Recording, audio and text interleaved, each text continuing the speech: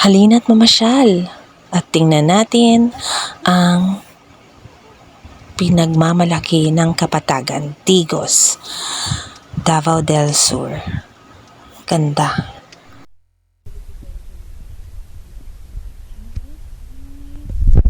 Dito kami ngayon sa hagdanan.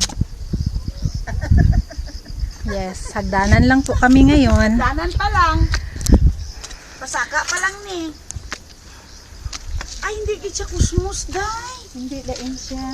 Lain. Wes, kay lain siya. Nanta-unta ko matubo ni Katon. We are now on the berries farm.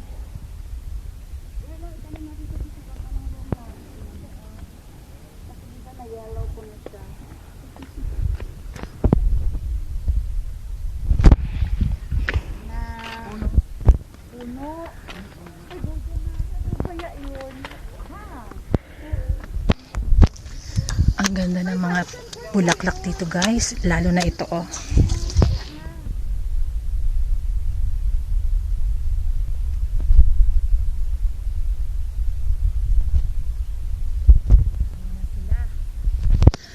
So, yung nakikita nyong bahay doon, hindi yun sa akin. Yan.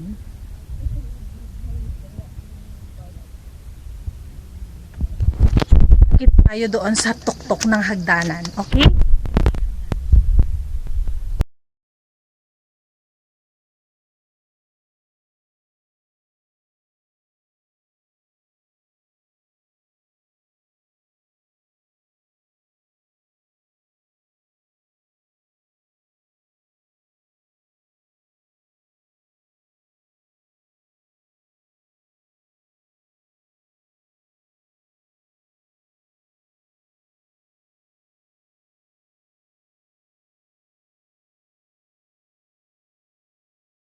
Hello ko, ay, kaluoy sa balay. First time punta sa kalsada. Ay, dito yung dayo. May tubig Dito, pa tubig talaga dito. Wala. Ayun, sa loob, doon pa, sa ay, ito na yun. Ito na yung ano nila. Hello, sir, mag-video muna ako, sir, ha? Pero at least yan, mataas. Malaman na ito? Oo. Ito na yung gina-video nila. Ayun, patuloy kami ng lakad. Bagay natin sa kanila.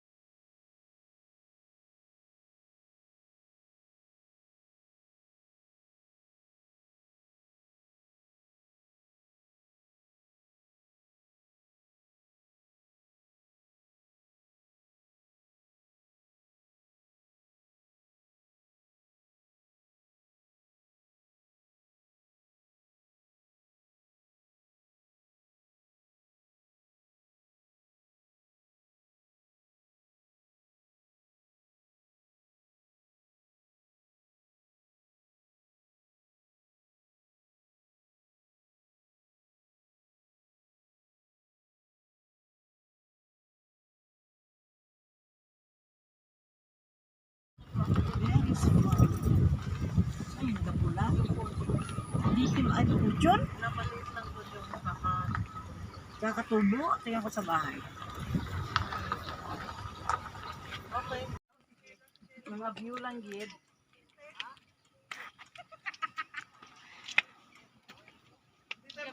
Video ko dyan yung nagalakad-lakad ako tapos.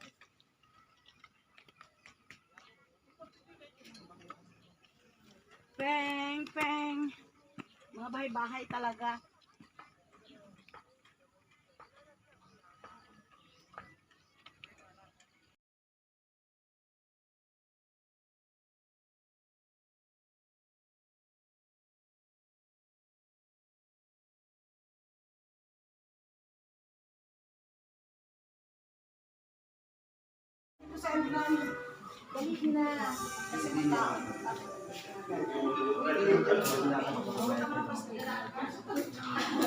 Jenny, dito, Jenny, oh. Uy, dito na sa entrance mo na. Dito, oh, Radyo Puno. Order ka ng Shopee doon.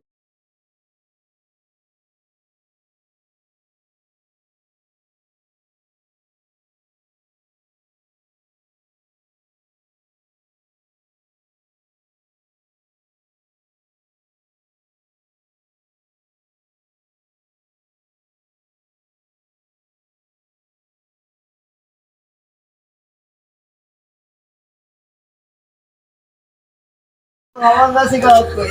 Yun ang i-video mo. Ayun ang bahay ng may Ang kapitbahay niya. deliveran, oh. Layo. Ito ang mag-deliver, dito pa siya. Yung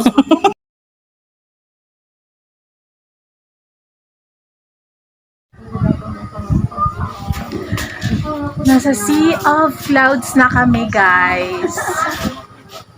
Kita niyo yun, guys? Bye-bye kayo, guys. ano na makita ang person. Hello. Wala nang first. Napakaganda ng aming panahon ngayong araw. So, napakaswerte namin today to witness this beautiful view. Oh. Wala pong nagsusunog sa baba, guys, ha? Wala as in. Hindi na makita. Ganda. Hello. Ma'am, mag-hello ka, ma'am. Ano nang pass? Ang gani. Oh. Pwede bang bumaba? ng strawberry. Saan ni? Strawberry farm?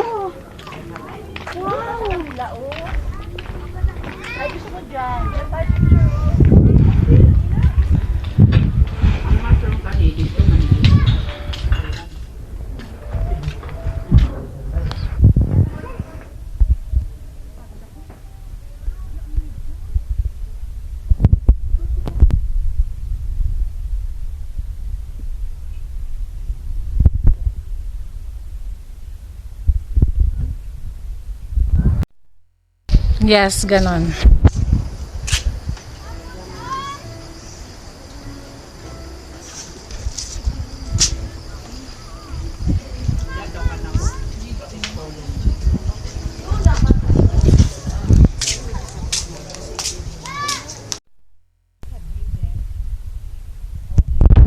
Oh my God, oh my God, oh my God. Diba?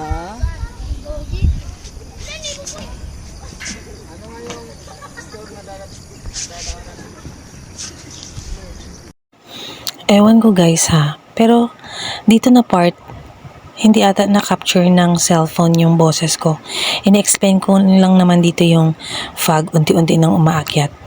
So kanina, clear na clear pa yung mga bundok, mga puno, mga bahay dyan.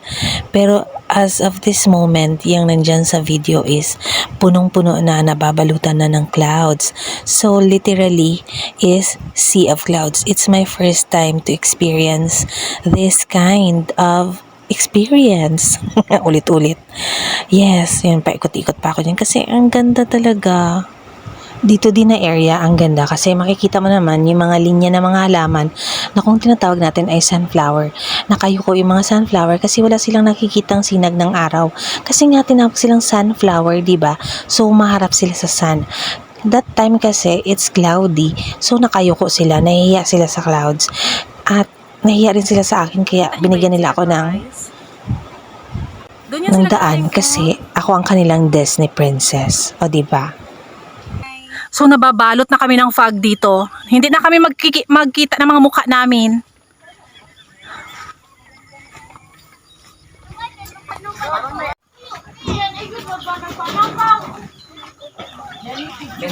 Hala, meron silang mint herbs. Rosemary herbs. Ano rosemary? Ito ma'am, oh. Ayan. Tsaka mint. Masarap ito, double mint. Dahil walang siblings. Wala tayo data mag-live. Ay, pink ka. Hello guys, dito na kami sa loob ng sasakyan. No aircon allowed. Wow. Okay, kasi kung mapapansin niyo sa labas ng aming sasakyan ay nababalutan na ng fog ang lugar. Diba? Yan. Oo. Yan. Ang ganda. this time ay pupunta naman kami sa another venue na papasyalan namin. So, enjoy watching! So, yan kami. Grabe, nagdami na talagang bahay dito ba? So, malamig. Pagpunta namin, walang mga bahay dito. At nakarating na nga kami sa aming another venue na kung saan papasyalan namin. Actually, this is my second time in this beautiful place called Haven's Dew. Napakaganda. So, we take the moment to video and walking, taking shots on the beautiful spots. So, yan, napakaganda. Ayan si Ma'am Gemma. Kinunan ko rin siya ng slow-mo video for remembrance. Ayan, di ba? Ang ganda ng ngiti ni Ma'am Gemma because she found her niche. Kasi mahilig si Ma'am Gemma sa mga halaman at mga bulaklak. Yes, sa mga gustong magpatanim, tawagin niyo lang si Ma'am Gemma, joke. So, eto naman, kinunan ko rin naman ng mga slow-mo video ang sa atin yan, ang mga magagandang bulaklak na nakapaligid doon sa magandang venue or sa Haven's Dew. Napakaganda, ang daming kulay na makikita. Bawat hanay ay nakaumpok ang mga kulay na pare-pareho. Sa kabila naman pula, sa kabila naman violet, sa kabila naman pink, sa kabila naman yellow, sa kabila naman blue.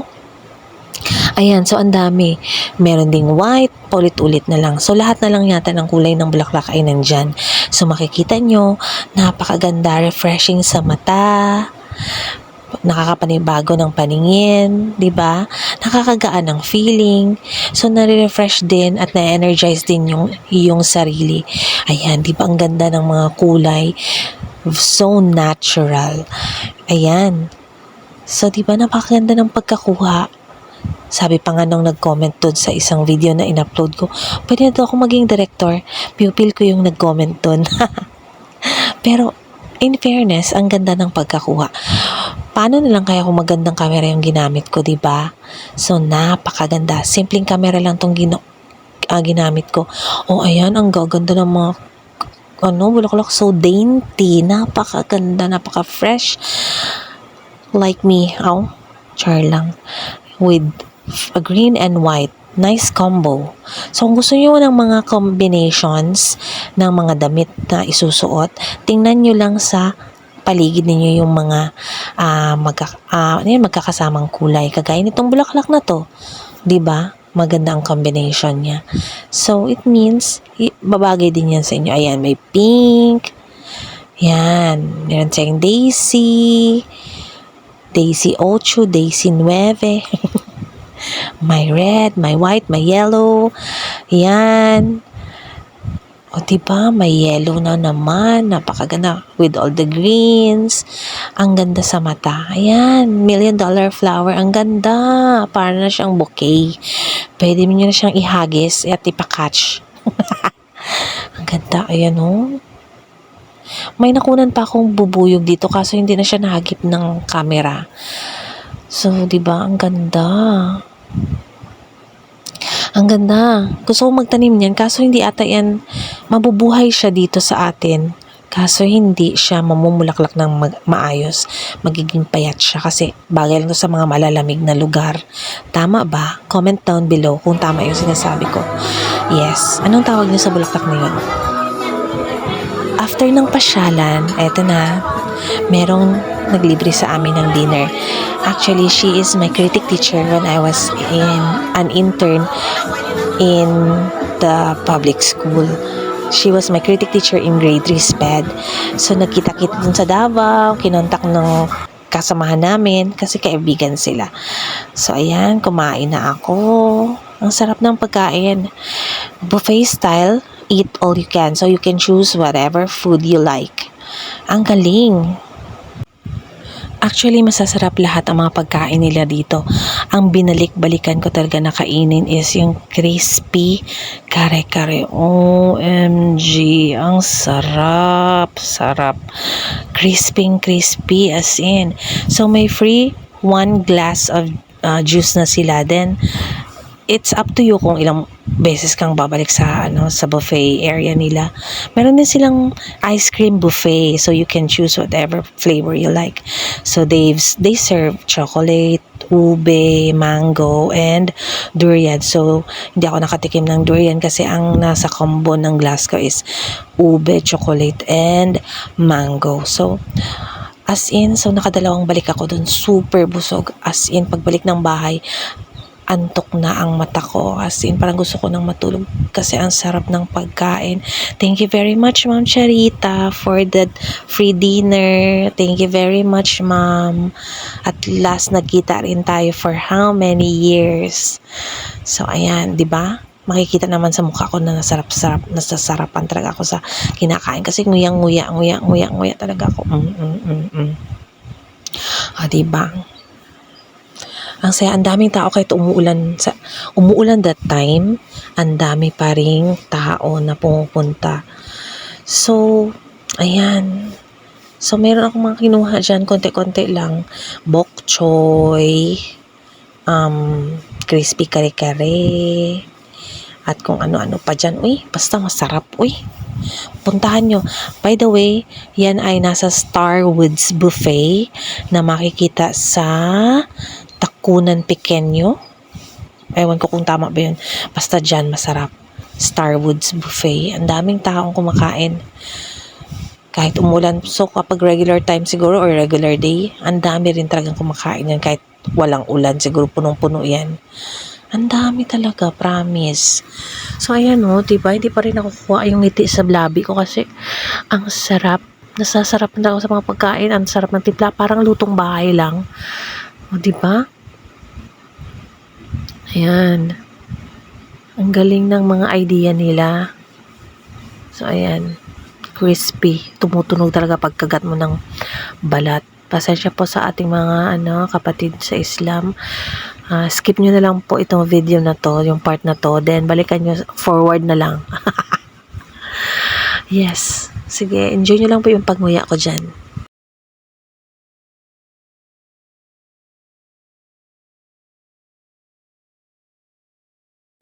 Di naman talaga halatang nasasarapan, di ba?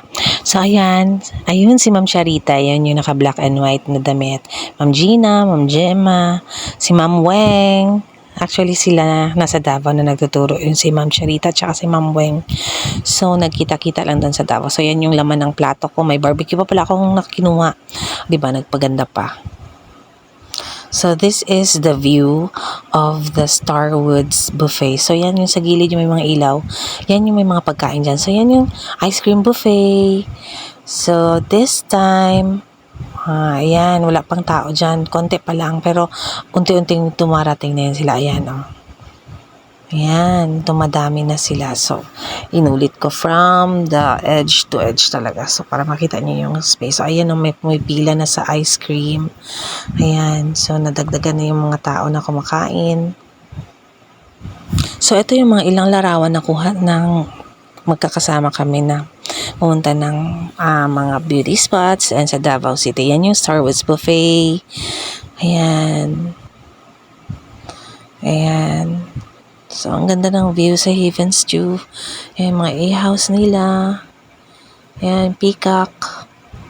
Ang ganda. Marami kang pagpipilian kung saan ka pwedeng pumesto. So, ito pa yung mga larawan namin. Dagdag sa mga titingnan ninyo. Di ba ang ganda? Ayan, may fogs. Okay, so hanggang dito na lang. Bye-bye!